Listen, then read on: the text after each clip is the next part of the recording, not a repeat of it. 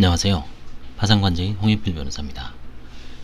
예, 오늘 다뤄볼 케이스는 논쟁이 좀 진행 중인 사건입니다. 아직도 뭐 정답은 없는데 대체적인 어떤 사항인지 한번 먼저 보고 말씀드리겠습니다. 사안이 2019년 10월 14일 날 파산 선고가 됐습니다. 68년생인 분이고요. 국가물보관 신청하고 의견보루. 그러니까 이제 환가가 이루어졌다는 거죠. 국가물보관 신청했다는 거는. 채권제의는 없습니다. 주거 이력은 뭐 주로 동대문구 쪽에서 보증금 100에서 2000 정도, 월세가 뭐 30, 25. 다음에 2000년에서 2002년에 이제 법인 택시, 다음에 뭐 대리 운전기사로 한 150 정도 보시는 분입니다. 실직 원인은 파탄 원인은 핵심은 실직, 주식 투자 등 투자 실패입니다.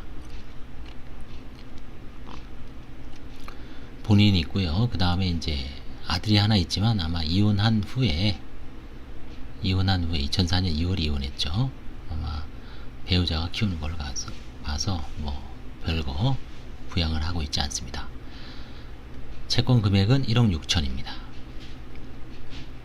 현재 채무자의 재산은 주택임대차 보증금 동대문구 쪽에서 2천만원이 유일한 재산입니다. 자, 그럼 몇 가지 보면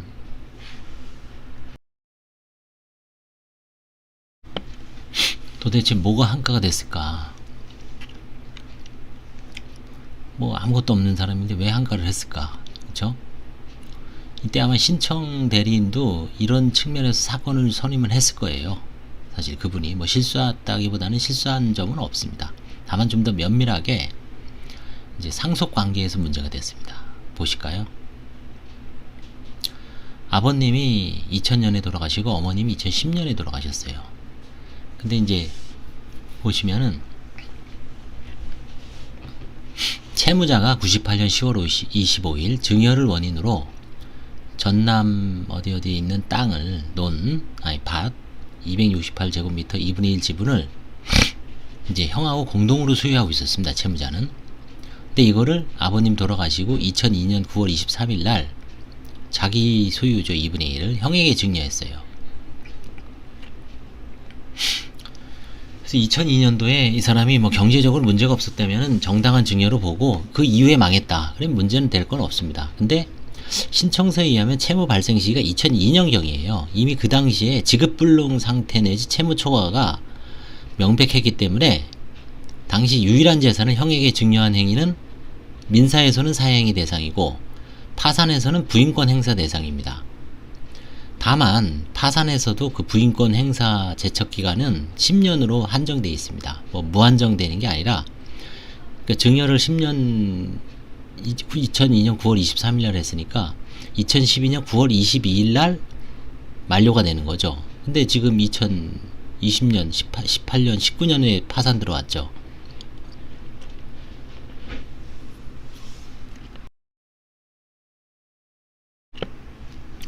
그래서 관제인은 부인권 행사할 수가 없습니다.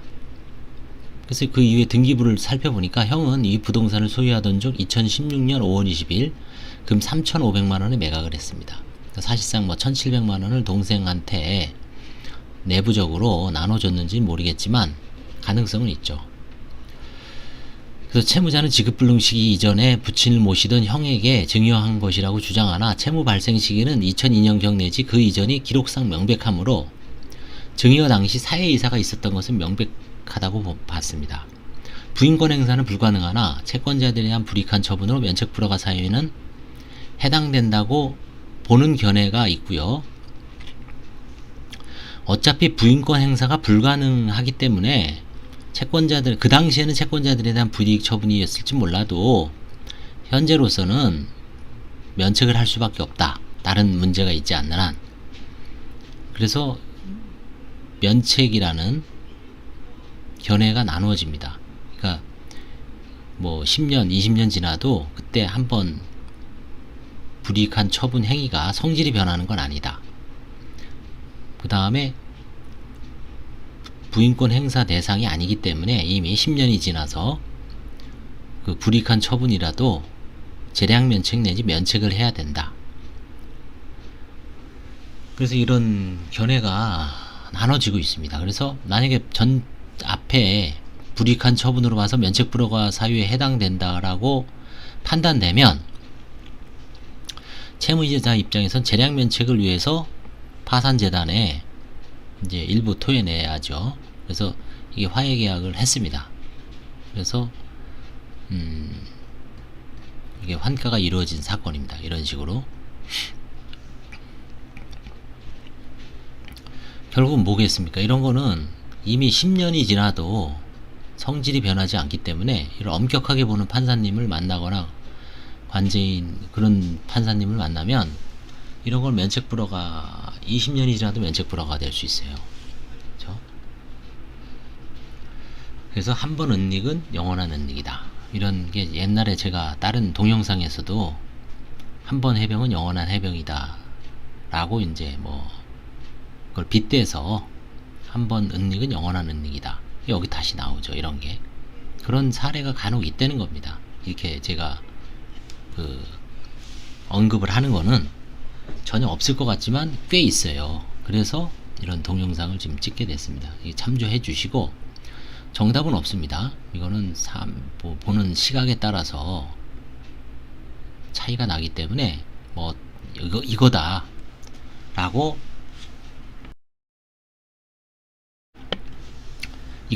어떤 한쪽을 정할 수가 없습니다. 다만 뭐 면책 불허가 사유에 해당돼도 주로 재량 면책을 해주는 게 맞을 겁니다.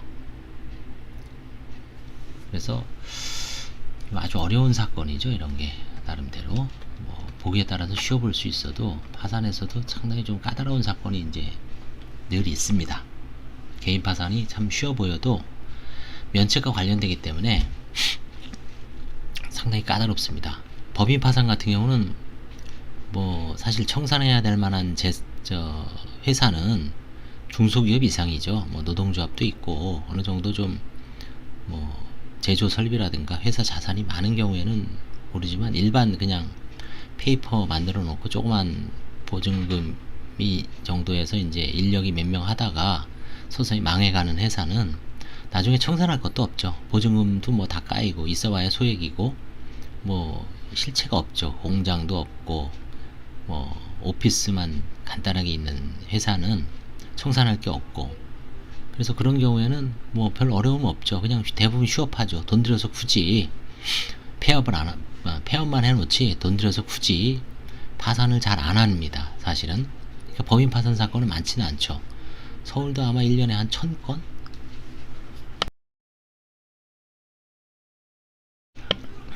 그러니까 이제 시일도 좀 오래 걸리고요. 그 청산이라는 건 또 엄격하게 하죠. 하다못해 책상 하나라도 다 팔아야 됩니다. 개인은 어떻습니까? 여러분들 집에 있는 유재동산